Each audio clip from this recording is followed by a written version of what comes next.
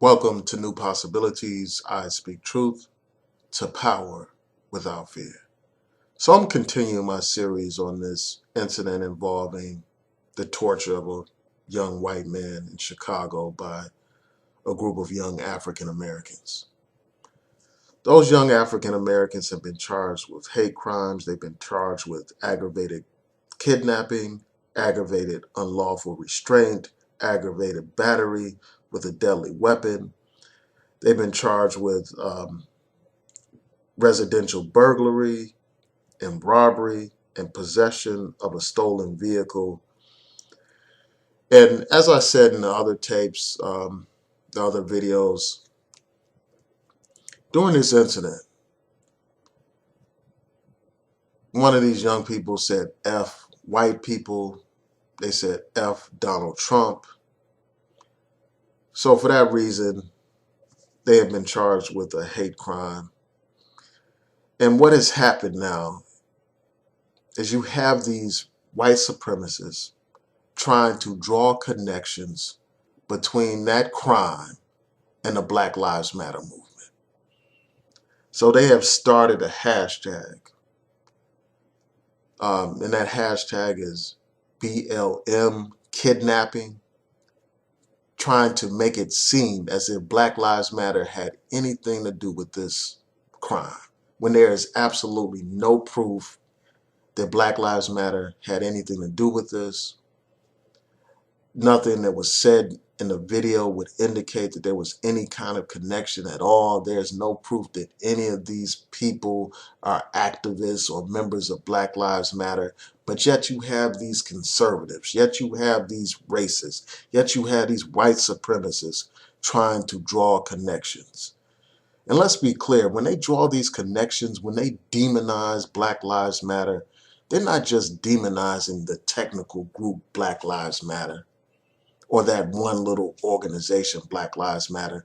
They are condemning and they are criminalizing an entire movement for social justice in this country.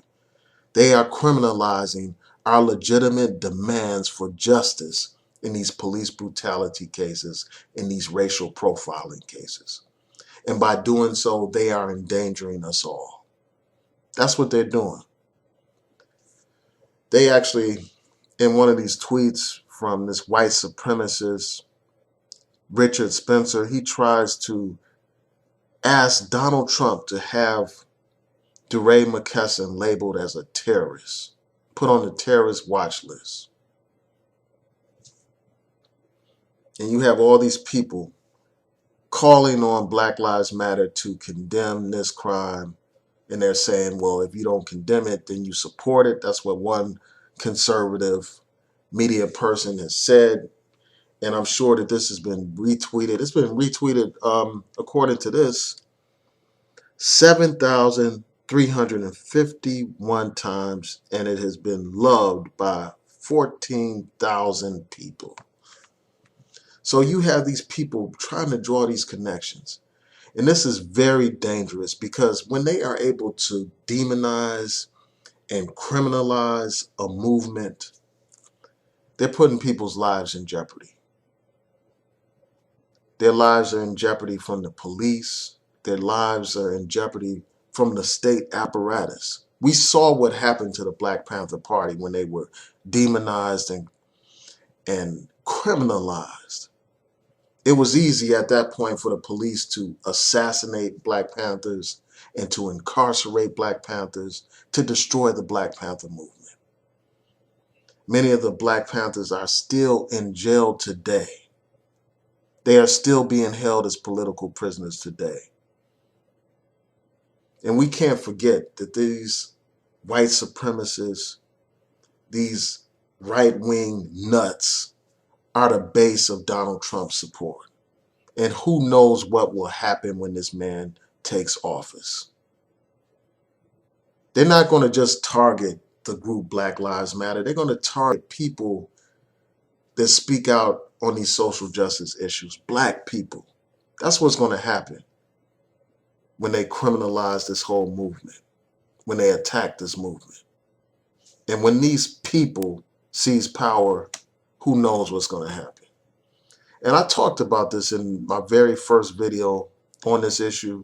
I talked about how these people were going to use this to amplify Donald Trump's call for law and order. Much like how the original movie Birth of a Nation was used and exploited to heighten the fears in the white community, to justify the criminality and the violence and terrorism of groups like the KKK against the black community.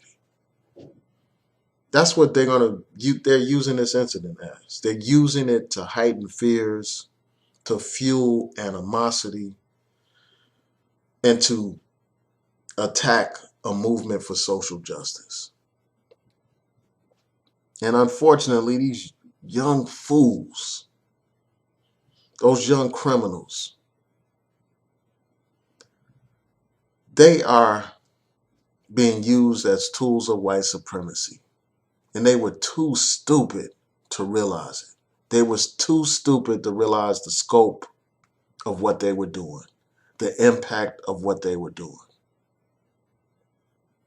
So, we just need to brace for serious times.